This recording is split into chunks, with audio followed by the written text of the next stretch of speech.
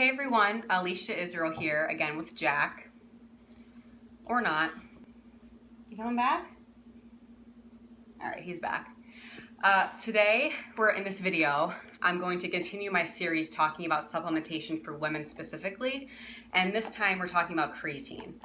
So, when we're thinking about supplementation for women, let's talk about specifically pre-workout, what you're taking before you work out to enhance your workout or your training session. So creatine is something that has been notoriously removed from female supplementation, specifically for pre-workout, for a number of reasons. So we're going to talk about why that is. But before we get into that, let's talk about what creatine actually is, if it's safe, what it does, and how to take it. So the first thing, what is creatine? So creatine is simply a molecule in your body that provides energy. So your body uses three energy systems, or three different ways to perform, just function, to live. So the one we're going to talk about today is the creatine phosphate system, but the other two, anaerobic glycolytic and then aerobic oxidative. So when you are in the gym, training, lifting weights, your body needs to use a specific energy system to perform heavy movements, specifically maybe a 1 rep max or an Olympic lift, something very quick and forceful, producing a ton of power. So your body uses creatine as a fuel source per se, or a molecule to then produce ATP, usable energy in the body, to perform those heavy movements, those lifting movements. So that's why, we supplement with it, because we use it directly in our training as fuel per se. So a cool thing about creatine is your body produces it naturally anyway, so it's not this like revolutionary thing, honestly. But again, under stress, lifting again, training is stress, it is released from the cell and assists the muscle essentially in performing movement.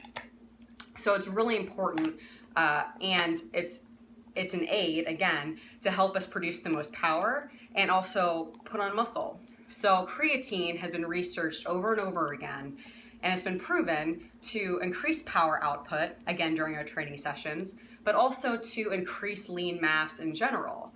So we not only get stronger, but we gain more muscle. So that's why it's pretty cool, and it's research tried and true.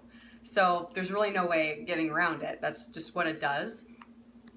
So it has a lot of strength benefit and aesthetic benefit. But a cool thing about it too is that it can also be found in food. So not everyone actually has to supplement with creatine. It is found naturally in meat, egg, and fish product. So you get it there as well.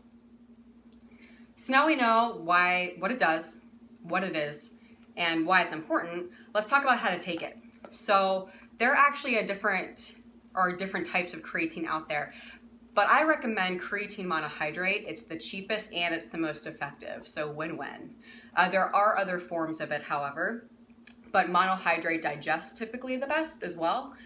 So that's usually a good go-to. You can actually get it by itself, so specifically creatine monohydrate. You don't have to get it necessarily at a pre-workout, but it is usually stacked in those. I would say the dosage, typically between 2.5 to 5 grams a day. So we can talk about that for a little bit, because a lot of, I guess there's this myth about gaining weight or being bloated when you take creatine, and that's why a lot of companies took it out of their For Women product.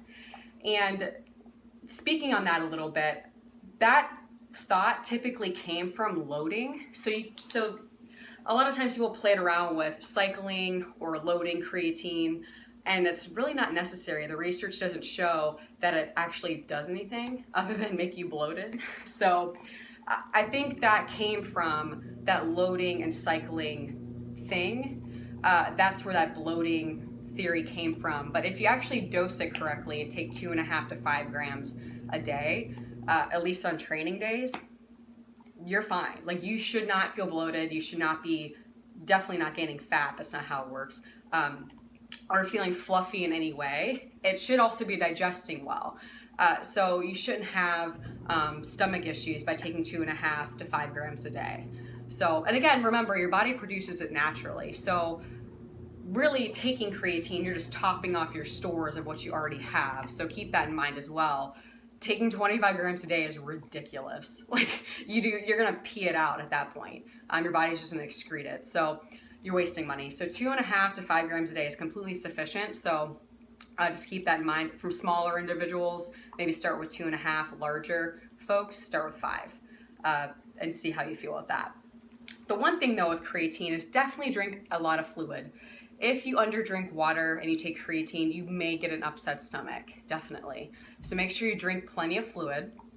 Also too, if you try and take creatine on an empty stomach, it might make you nauseous. Again, I just recommend creatine with plenty of fluid and a meal, or like midday where you've had a couple meals in your stomach, would be a very good idea, just to prevent any digestive issues. But again, creatine is safe and it's effective. So when we're thinking about creatine being taken out of a supplement that's meant to enhance your workout, specifically because women, or the companies claim that women don't like how it makes them feel, it's because people were taking it wrong and they based that information off of that and then essentially translated it to their product. So keep in mind, again, like it's taking the supplement completely out of context. So as long as you take the right dosage, creatine is awesome to take, and it's safe. For women, men, doesn't matter. So essentially, again, when you're thinking about your training, and if you choose to supplement your, training with nutrition and different things like that, I just think that, purposefully taking something out of a product, false claims about it not doing what it's supposed to or making you bloated, whatever, that's just blatantly lying to your consumers at that point, about its effectiveness and trying to kind of pull a fast one. And then, basically taking a piece of the puzzle out of it and then still bumping up the price for that product. And essentially, a lot of these pre-workouts that are designed for women are just fancy caffeine. Like, that's really what it turns into once you take out all the good stuff. So I guess I can ramble all day, but really the biggest thing that I want to, convey to all of you is to make sure you're purchasing, if you choose to purchase those types of supplements, that you're getting something that's worth your money and you know what you're getting. You're not going to get something that is a waste. So creatine is great. It's perfectly safe for women. Don't be hesitant about it. As long as you dose it correctly, drink enough water and food, which is, that's what everyone should be doing anyway. It will enhance your training and it will create, more muscle gain in the long term. So think about, how you want to, what your goal is at the end of the road, and don't be afraid to dive into that if that was your concern at all. So anything else you want to tell anybody? You want to give anybody information? Bye, guys.